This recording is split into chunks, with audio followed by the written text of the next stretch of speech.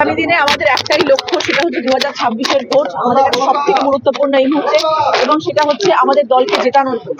সেই ভোটের দিকে তাকিয়ে আমরা এগিয়ে যাচ্ছি এবং সেই তার জন্য যাবতীয় যা করা সেটা আমাদের করতে হবে। এইখানে আমাদের এই পরিস্থিতিতে এসে আমাদের এটা দেখতে হবে না যে কার সাথে কার মতবিরোধ, কার সাথে কার মনোমালিন্য, সেটা একটা অন্য পার্ট। কিন্তু আগামী দিনে আমাদের মমতা বন্দ্যোপাধ্যায় এবং অভিষেক বন্দ্যোপাধ্যায়ের হাত ধরে এগিয়ে যেতে হবে, এবং আমরা দলের কর্মী, আমরা যদি একসাথে দল না চালাতে পারি তাহলে কিন্তু মুশকিল হবে।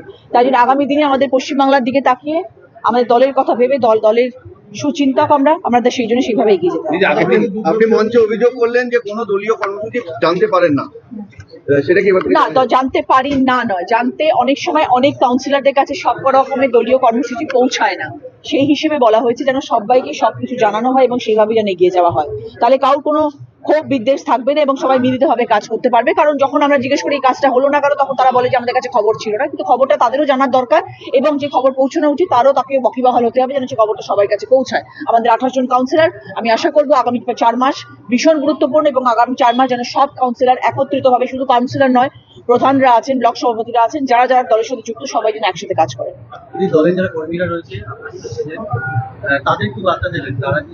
আমরা চাইবো তাদেরকে নিয়ে কাজ করা হোক। তারা তো কাজ থেকে বিমুখ নন, তারা সবাই কাজ করতে চাইছেন, কিন্তু তাদেরকে যেন দূরে ঠেলে দেওয়া হয়, তাদের যেন একসাথে নিয়ে সবাই মিলে কাজ করে।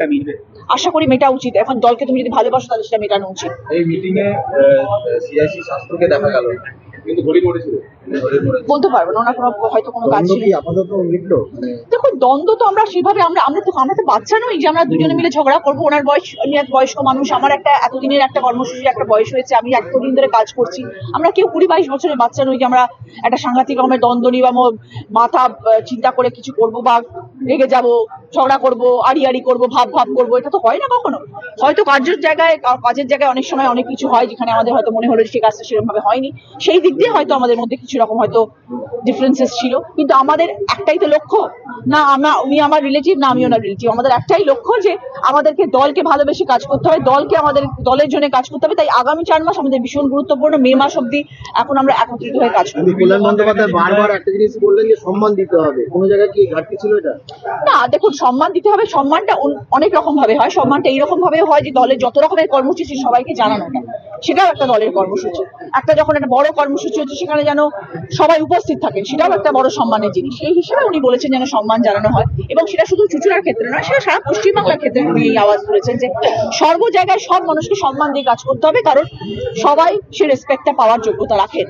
আজকে বিধায়ক রয়েছেন, আজকে তার এমপি রয়েছেন, আজকে অন্য জায়গার কল্যাণদা আমাদের এত সিনিয়র একজন এমপি এবং এত সিনিয়র একজন পলিটিশিয়ান, তার থেকে বড় কথা উনি এত বড় একজন লয়ার, তার কথার তো একটা গুরুত্ব ডেফিনেটলি রয়েছে, এবং সেই গুরুত্বটাকে দিয়ে তাকে সম্মান দিয়ে, তার থেকে বড় কথা মমতা বন্দ্যোপাধ্যায় এবং অভিষেক বন্দ্যোপাধ্যায়কে সম্মান দিয়ে, তৃণমূল কংগ্রেসের আমরা কর্মী, আমি সবসময় বলি, আমি কখনো বলি না কে বিধায়ক কে সাংসদ, আমি শুরুর দিন থেকে আজ অব্দি এতদিন হয়ে গেল আমি এখনো বলি যে আমি একজন কর্মী তৃণমূল কংগ্রেসের। সেই কর্মী হিসেবে আমরা সবাই একত্রিত হয়ে কাজ করব, এবং মে মাস হচ্ছে আমাদের লক্ষ্য যে আমাদের মে মাসে যেরকম ভাবে হোক তৃণমূল কংগ্রেসকে আমাদের জেতাতেই হবে। তাদের জন্য আমার অসীম মজুমদারের সাথে বসে গল্প করে কথা বলে দলের কর্মসূচি প্ল্যান করতে হয়, সেটা করতে হবে। অনেকদিন পর এক ফ্রেমে দেখা যাচ্ছে আপনাদের দুজনকে, এটা কি একটা হ্যাপি ফ্যামিলির একটা ছবি? যদি দাদা আমার থেকে অনেক গুরুজন, আমি এখনো বলি দাদা আমার থেকে গুরুজন, আমি দাদাকে কখনো অসম্মান করে কোনোদিনও কথা বলিনি। হতে পারে কাজের ক্ষেত্রে কখনো ডিফারেন্সেস অফ ওপিনিয়ন হয়েছে, সেটা আমি এখনো দাদাকে বলি, দাদা কাজের ক্ষেত্রে আমাদের ডিফারেন্স অফ ওপিনিয়ন হয়েছে, সেটা যেন আগামী দিনে আমাদের না হয়।